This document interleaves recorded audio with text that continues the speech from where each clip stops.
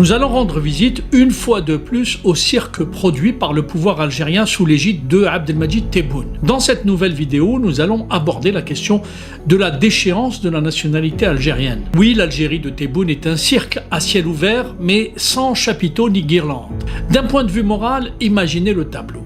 Vous êtes citoyen d'un pays, mais si vous critiquez un dirigeant, vous n'êtes plus digne d'appartenir à la communauté nationale du pays en question. Philosophiquement et éthiquement, c'est le pire qu'un pouvoir puisse faire. Quand je vous dis que ce régime est le pire que l'Algérie ait pu connaître, je n'exagère pas. Tu es algérien tant que tu te tais ou tant que tu sers un régime corrompu et corrupteur. Sinon, tu n'es plus digne d'être algérien. Alors parlons de trahison. Qui a trahi l'Algérie?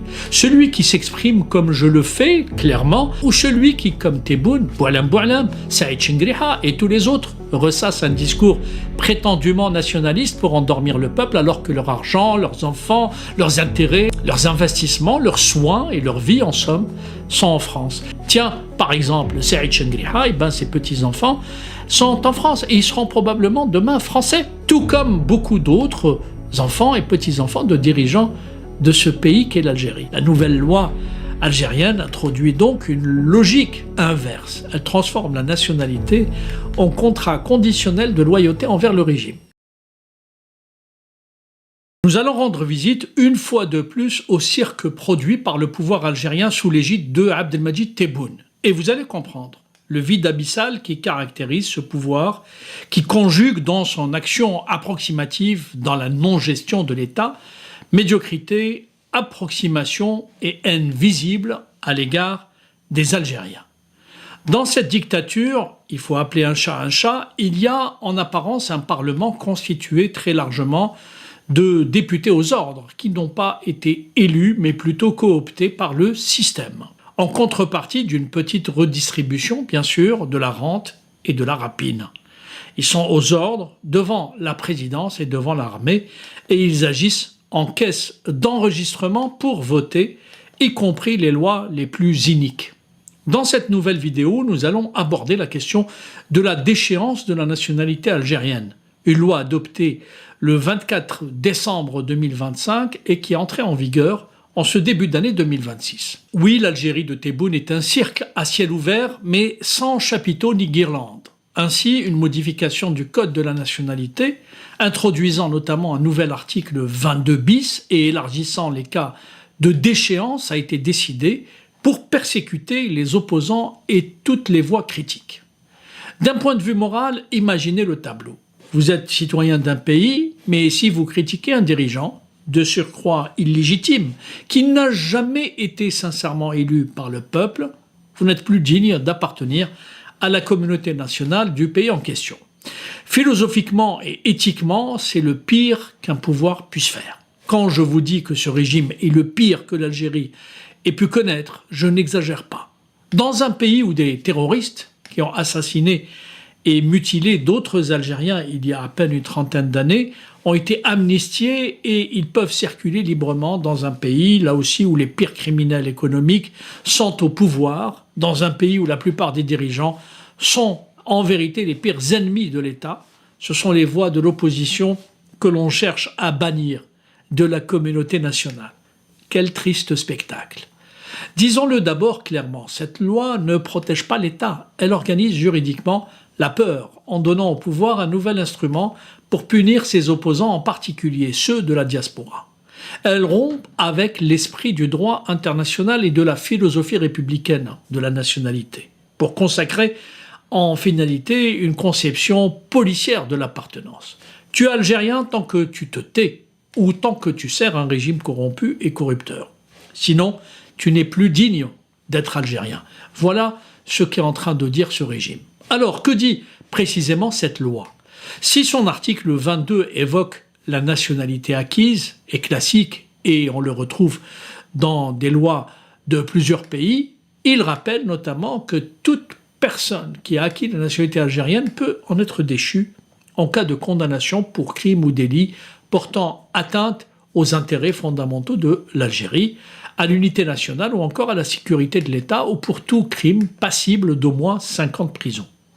Certains États ont prévu la même d'échéance, comme la France ou le Royaume-Uni par exemple. Mais exclusivement pour terrorisme, sous contrôle juridictionnel strict, et je rappelle que dans ces pays, la justice est indépendante, ce qui n'est pas le cas de l'Algérie, avec impossibilité de créer un apatride, et souvent avec une application très rare.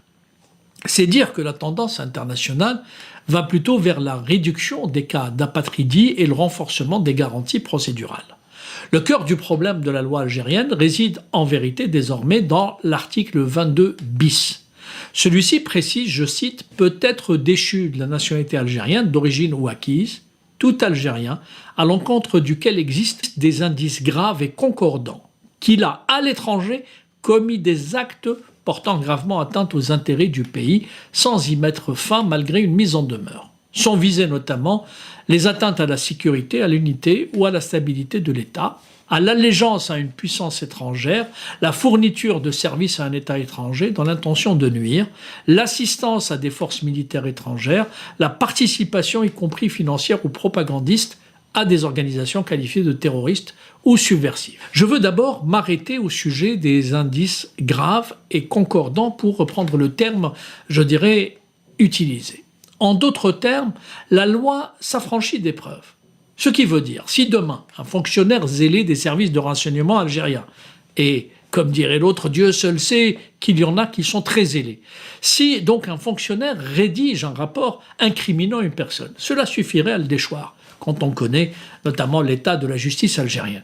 Nous savons évidemment comment fonctionne ce pouvoir. Par ailleurs, que veut dire l'allégeance à une puissance étrangère?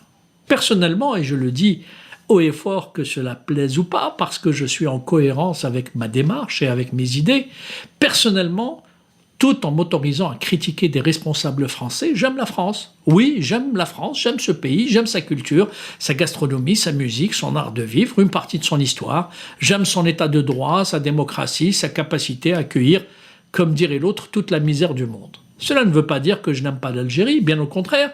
L'Algérie, ce sont mes racines, mon passé, mon enfance, ma jeunesse, mes joies, mais aussi mes peines, beaucoup de peines, et également mes blessures, plusieurs blessures.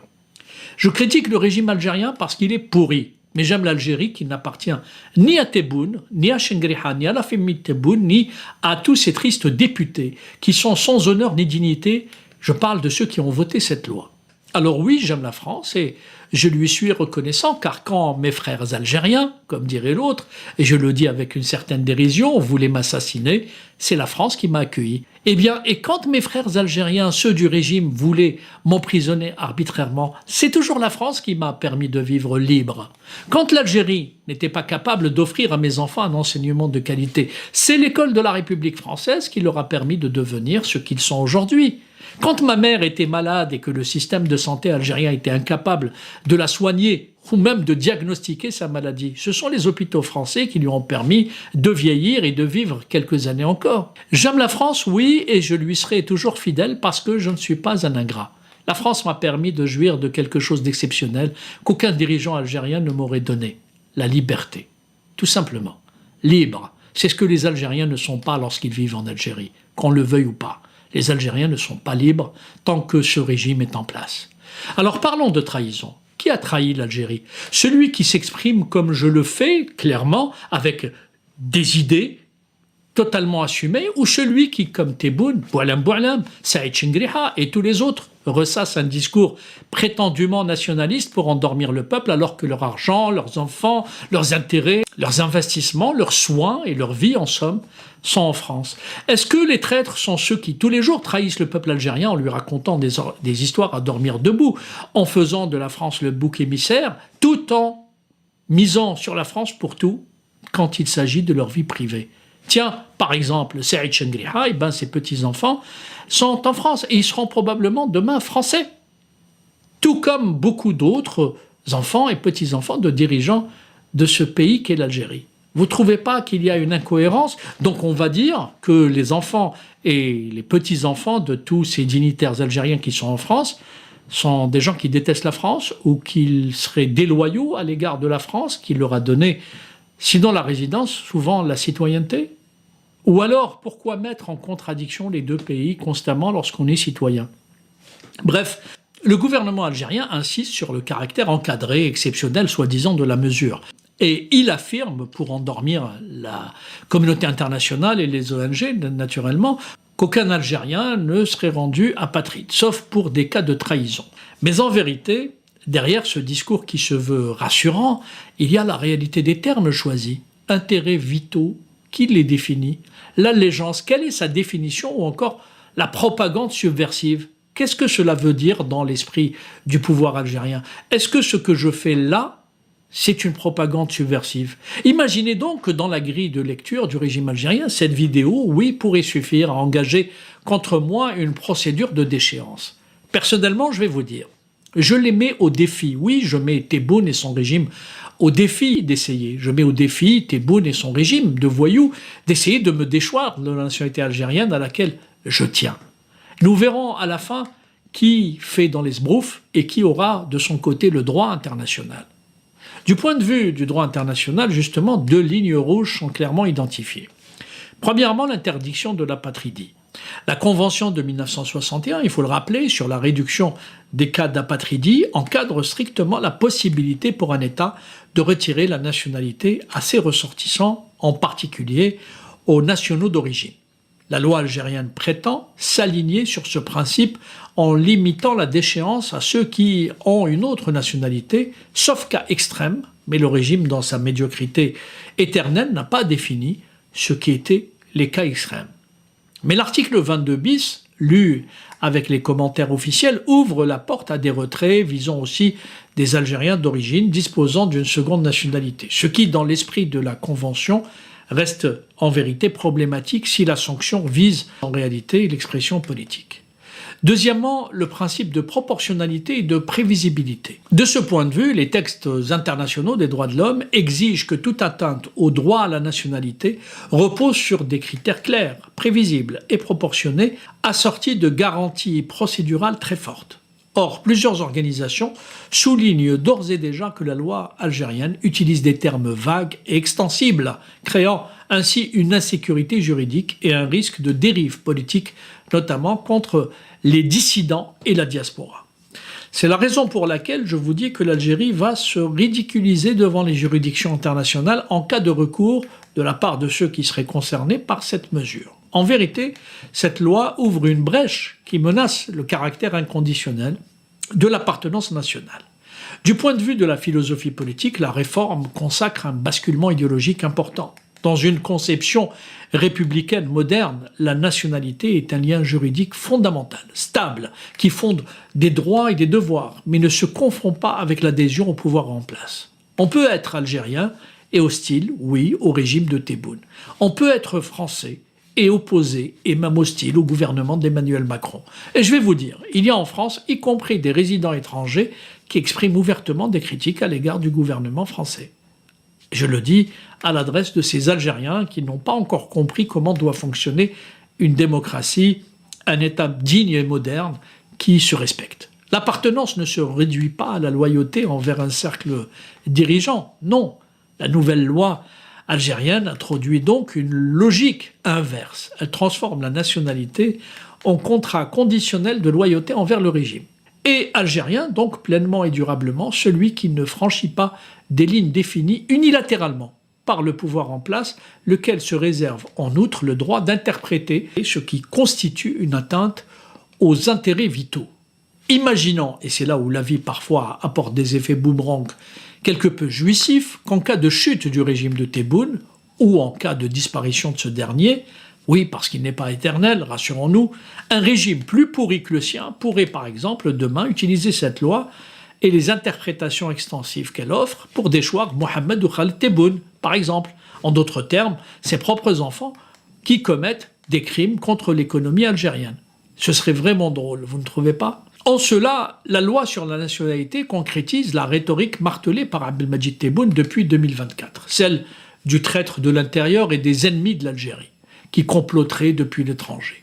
Le pouvoir se donne donc la possibilité de couper le lien juridique qui unit un individu à la communauté politique, non pas comme il se fait ailleurs pour des actes criminels au sens strict, c'est-à-dire des meurtres, de la grande corruption, etc., le terrorisme et j'en passe, mais pour des comportements jugés hostiles au régime. Un véritable cirque, je vous le disais en introduction. En pratique, c'est la confusion entre État, régime et nation qui est inscrite désormais dans la loi. Critiquer le régime de Tebboune, fustiger le silence complice de Chinguiréha, soutenir une cause internationale, militer pour une transition démocratique, par exemple, peut, selon le bon vouloir des autorités, être assimilé à une atteinte à l'unité nationale, à la sécurité ou aux intérêts vitaux de l'Algérie. Pauvre Algérie. Dans la pratique politique algérienne, cette loi est cohérente en vérité avec trois tendances lourdes déjà observées. La criminalisation de la dissidence, car depuis le Hirak, les autorités ont élargi l'usage des incriminations d'atteinte à l'unité nationale pour faire taire les voix critiques. La déchéance de nationalité ajoute une couche. Elle menace ceux qui se réfugient à l'étranger en transformant leur exil politique en risque de rupture juridique avec leur pays d'origine. À la volonté de reprendre la main sur la diaspora. Ça, c'est le point 2. Car après l'effondrement de l'amicale et la montée d'une diaspora, je dirais autonome, le régime tente par des lois comme celle-ci de reconstituer un moyen de pression. Vous pouvez vous exprimer depuis Paris, Montréal ou Londres, mais l'État garde sur vous un droit de vie et de mort symbolique, celui de vous rayer administrativement de la communauté nationale. L'obsession de la souveraineté comme écran en 3. Là, le pouvoir justifie la réforme par la défense de la souveraineté et des intérêts vitaux, dans un contexte de tension avec la France et le Maroc notamment. Mais cette souveraineté se retourne contre les citoyens. L'État souverain se donne le droit de définir unilatéralement qui mérite encore d'être algérien et qui a jeté hors du cercle. Au fond, la loi ne traite pas un risque objectif, le terrorisme, la trahison, déjà largement couvert par le droit pénal et les instruments existants. Non, elle traite un risque politique, celui d'une communauté nationale critique connectée au monde que le régime ne sait plus contrôler autrement que par la menace et la répression. Je vous disais que c'était un cirque. Déconstruire cette loi, donc, ce n'est pas nier l'existence de situations extrêmes où la déchéance peut se discuter, collaboration armée avec un ennemi en guerre, par exemple. C'est rappeler que le droit algérien pénal antiterroriste de la sûreté de l'État dispose déjà de moyens pour poursuivre les actes les plus graves. Ajouter la déchéance de nationalité, c'est déplacer la sanction du terrain de l'acte vers le terrain de l'être. Ce que tu fais ou encore ce que tu as dit justifierait qu'on nie ce que tu es.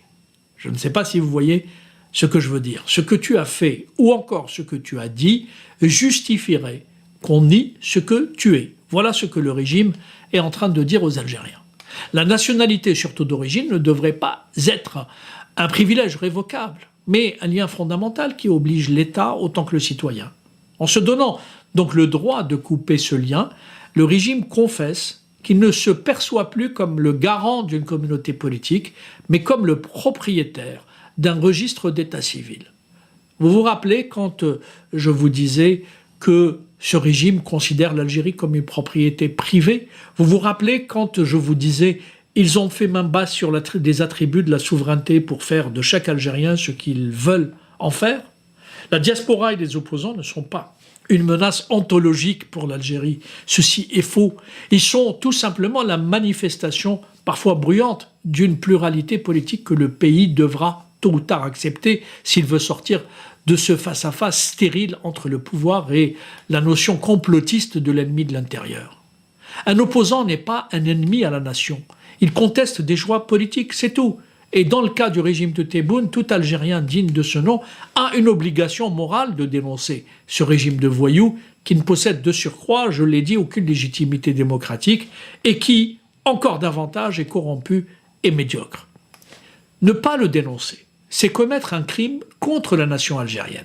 Il faut bien comprendre cette notion. Ce que disent en vérité les opposants, y compris les plus excessifs d'entre eux et les plus maladroits, ne compromet en rien l'avenir de la nation. En revanche, ce que fait Tebboune, avec la complicité des chefs de l'armée, Saïd Chenghriha en tête, hypothèque l'avenir de plusieurs générations d'Algériens. Il faut donc que chaque citoyen garde en tête cette vérité. En ce sens, la loi du 24 décembre 2025 n'est pas seulement un texte juridique, c'est un symptôme. Le symptôme d'un régime inquiet de sa fragilité, qui préfère brandir la guillotine de la citoyenneté plutôt que d'affronter avec des instruments politiques les désaccords que peuvent exprimer les enfants d'Algérie. Mais on le voit dans chaque chose. Le régime ne sait même pas débattre. Quand il est contredit sur un choix politique, eh bien, chaque contradicteur est envoyé en prison. Et ben voilà, c'est la fin de cette vidéo. Je vous remercie toutes et tous, comme d'habitude, pour avoir suivi la vidéo jusqu'à la fin. N'oubliez pas de nous laisser vos commentaires et vos réactions sur le sujet de cette vidéo et de partager le contenu si ça vous intéresse. Et je tiens toujours à remercier nos abonnés et les personnes qui réagissent de façon régulière sur nos vidéos et qui nous suivent et qui nous laissent des commentaires. Donc, merci beaucoup pour votre dynamisme et pour votre sens de partage et de discussion. Donc voilà, sans vous, ce contenu n'a pas vraiment de valeur sans cette communauté qui ne cesse de s'accroître. Donc merci beaucoup et à la prochaine dans une nouvelle vidéo. Au revoir.